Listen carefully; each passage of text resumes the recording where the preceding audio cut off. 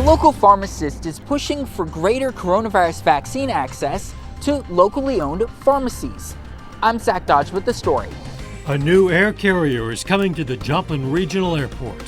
The 4 states' most watched news starts now. The Kansas Highway Patrol is called out to help investigate a suspicious device near the PSU campus. This is KOAM News at 6. PSU police discovered the device around the 1500 block of Joplin Street near the campus. They called Pittsburgh police, who called in the Kansas Highway Patrol Hazardous Device Unit. This is a developing story, and we're going to have more information when it's available. A 4-state pharmacist would like to see more coronavirus vaccines go to more locally owned pharmacies. The owner of Wolcar Drug in Baxter Springs says they just started getting coronavirus vaccines last week. Many of them came today, including 100 doses of the Johnson & Johnson single-dose vaccine. But he wishes the doses had come sooner, since the pharmacy has been ready to get going for months. It was very frustrating in the very beginning because we were prepped and ready to go. We give vaccines all year round, and so this is nothing new. It's just a matter of you have to have the right vaccine, in this case the COVID-19 vaccine, in order to implement the inoculation, the immunization of our citizens. Tonight at 10, we're going to hear more from Caswell and how vaccine distribution is going in Cherokee County. The reported numbers of COVID-19 deaths in Oklahoma jumped by about 2,500 overnight. Yesterday, the state reported a little more than 4,500 deaths. Today, that number increased to more than 7,000. The increase is because the state health department began using the count reported by the Federal Centers for Disease Control. Officials say the state's lower total was due to the state more fully investigating deaths of people diagnosed with COVID-19 rather than relying only on death certificates. Checking in with Doug Heddy now on what's been a beautiful day weather-wise. Doug.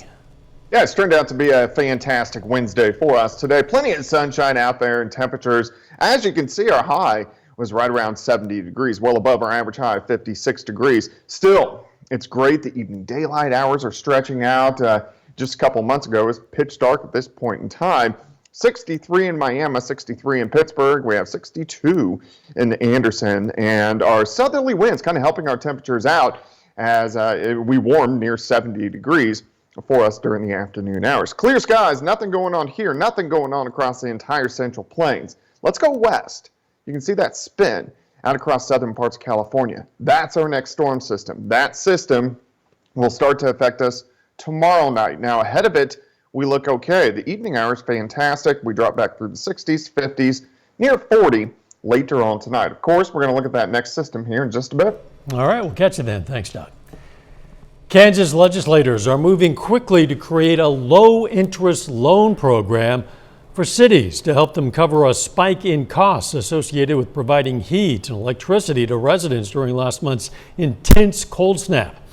A state House committee approved a bill today that would allow the state to loan out $100 million of its idle funds immediately to cities that have community-owned electric and natural gas utilities. Sub-zero temperatures led to a big spike in demand for natural gas, and other problems such as freezing equipment made gas hard to obtain, causing prices to jump by a lot. Cities, including Altamont in southeast Kansas, now face natural gas prices that are more than the city's annual budget. The Joplin Regional Airport will have a new flight service provider starting June 1st. KOAM's Chris Warner is live at the Joplin Regional Airport now with more. Well, the new provider will provide a new destination for travelers out of the airport, but it also takes away an option that some have become used to. For the past several years, American Airlines has been providing service to Joplin's airport with flights to Dallas and 4 times Chicago. Initially, American was brought to Joplin through the Essential Air Service program from the Department of Transportation. As time went on, American was able to operate without the subsidy and stayed in Joplin. But the pandemic took its toll on travel, and Joplin's air service was up for bid again for Essential Air Service.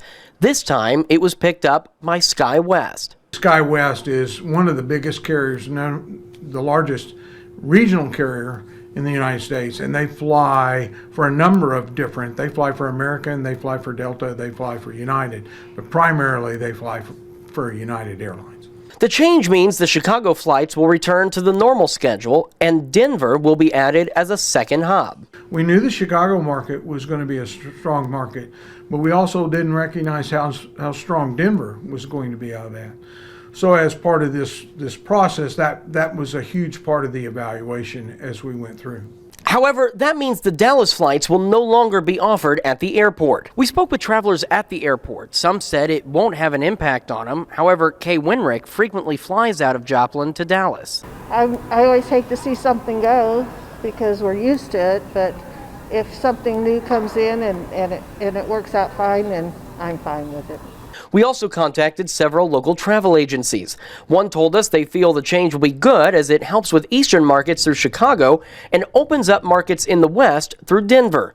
Another agency we spoke with said they're optimistic about opening the western markets, but know that not having a direct southern route will be inconvenient to their customers. Some viewers expressed concerns about the miles that they've earned with American Airlines. Unfortunately, Stockham tells us those miles are an asset specific to the airline they're earned with and are not transferable.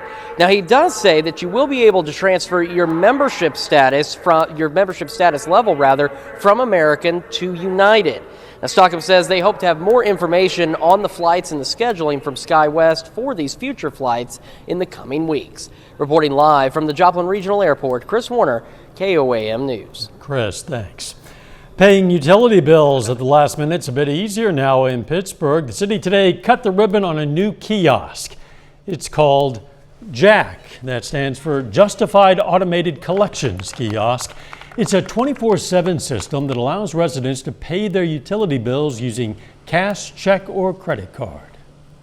Well, I think it's awesome because of the fact that they can use any type of payment method pretty much. I mean, credit card, if they want to use that, they can pay cash, they can put a money order in there, they can use a check, they can do multiple accounts.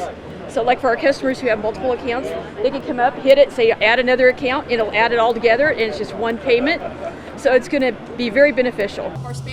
That kiosk is at City Hall on 4th Street in Pittsburgh.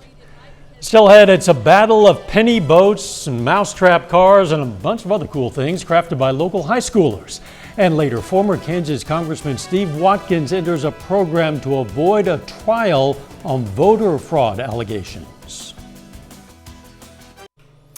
120 area high school students put their engineering skills to the test at the 3rd Annual Engineering Day at Crowder College in Neosho. KOAM photojournalist Ty Parks was there to capture the educational fun. When we were practicing, we kind of made it differently every time. So we knew basically what we were trying to do going in. This is too heavy. This is the part we need to lighten. Obviously, the point was to make it as tall as possible. So we wanted to get as high as we could. And as long as I thought it was going to support it, I was going to keep adding to try and make it taller and taller. Just let it die. Just let it die. Today is all about getting high school students on our Crowder College campus. It's an opportunity for the students to have fun, compete in some really fun projects. It's an opportunity for students to learn. It's a hands-on learning opportunity. We built it. That's all that matters. Be proud of us. I hope the students learn that Crowder College is a great place to continue their education. I hope they realize all of the different STEM opportunities that Crowder offers, and by STEM I mean science, technology, engineering, and math, as well as our career tech fields. Engineering Day featured 12 contests. Those included building a Da Vinci sort of bridge, also duct tape structure, a mousetrap car, a pencil catapult, penny boat, and a ping pong ball launcher. Doug Hetty is up next with his complete forecast. And later, the convenience of alcohol delivery is becoming a permanent fixture in the natural state. Institute.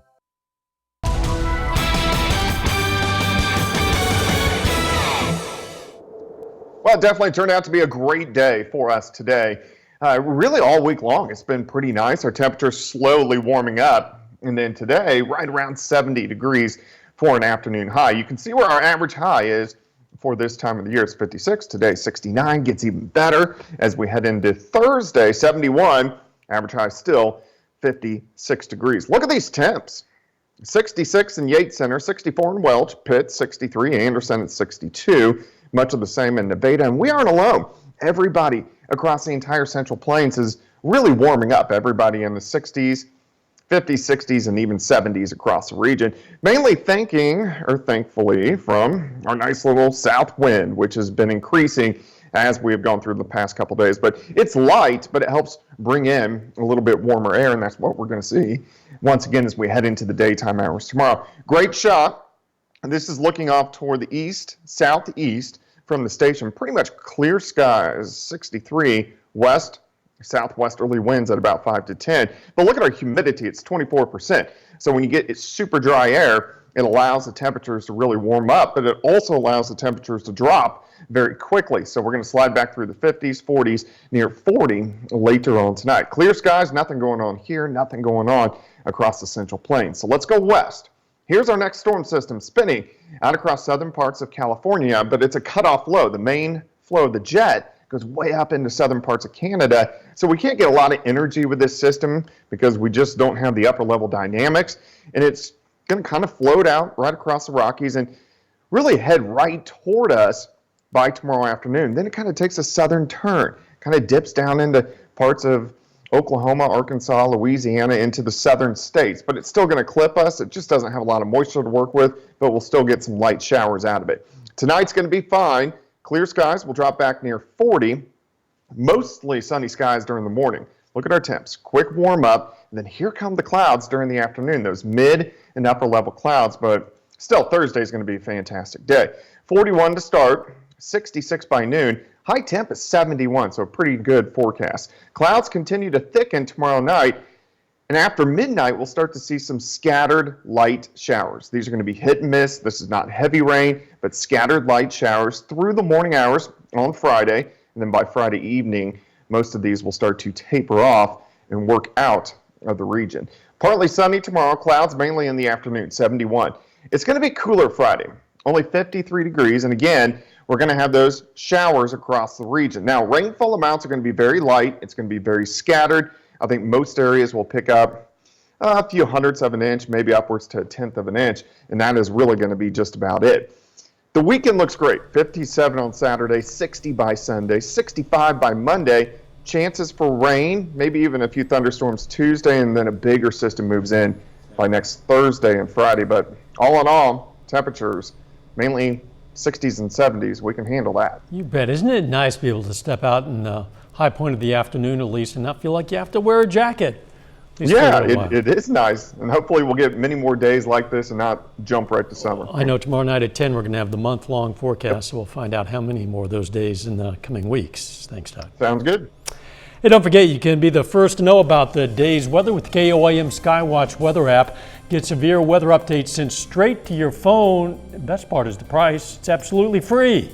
You'll find it in the Apple App Store and the Google Play Store. It's the KOAM Skywatch weather app. If you haven't downloaded this yet, you might as well do it now.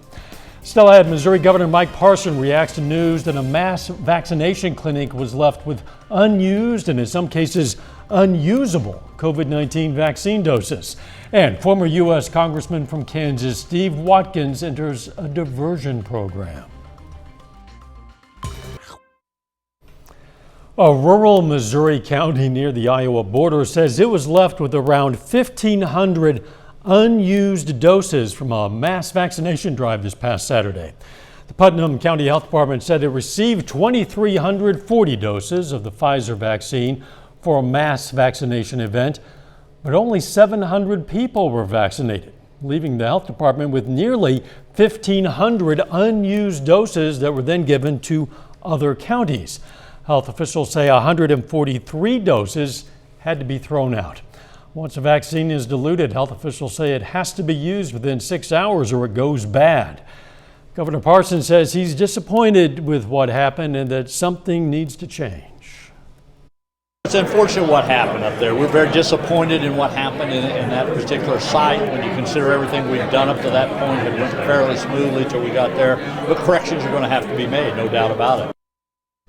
There were several reasons for the doses being thrown out. Health officials say in some cases needles dislodged.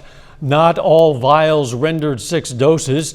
Some people who reserved an appointment did not show up, and others booked duplicate appointments.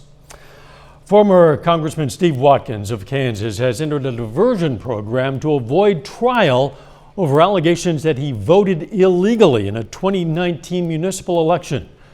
Watkins, a Republican from Topeka, served only 1 term in the U.S. House. He was facing 3 felony charges, accused of listing a postal box at a UPS store as his home on a state registration form when he was living temporarily at his parents' home. He was also charged with lying to a detective who investigated that case. In a statement, Watkins said, quote, "I regret the error in my voter registration paperwork that led to these charges. I fully cooperated from the beginning and had no intent to deceive anyone at any time. I am glad to resolve the ordeal." Watkins lost in the Republican primary to current Congressman Jake LaTurner. A new law in Arkansas allows for alcohol deliveries even after the end of the public health emergency, which was the original reason for allowing those alcohol deliveries. There are some restrictions. Alcohol can only be delivered to a private residence, and customers, of course, have to be at least 21. Deliveries also have to be in a county where alcohol is permitted. There are only 3 types of places that can do delivery. Those are retail liquor stores, microbrewery restaurants, and small breweries.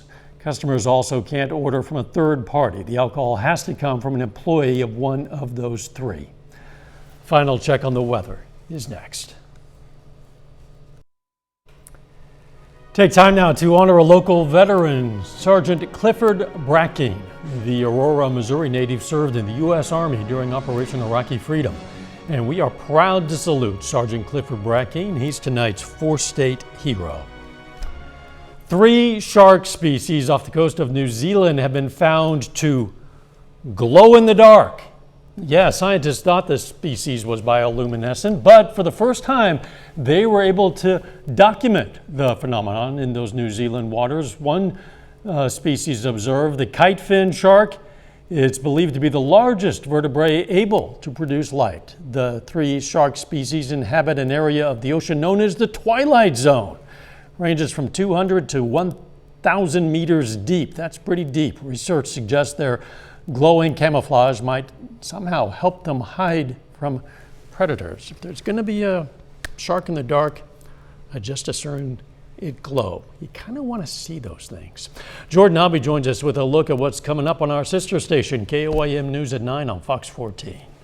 Tonight at 9, going to have reaction to 50 stolen guns recovered at a home in Miami. Officials think the guns were stolen from a local business. Plus, why the Archbishop of New Orleans is recommending Catholics not get the Johnson & Johnson COVID-19 vaccine. And going to check out a new beer spa in Denver. Time for a manicure or pedicure.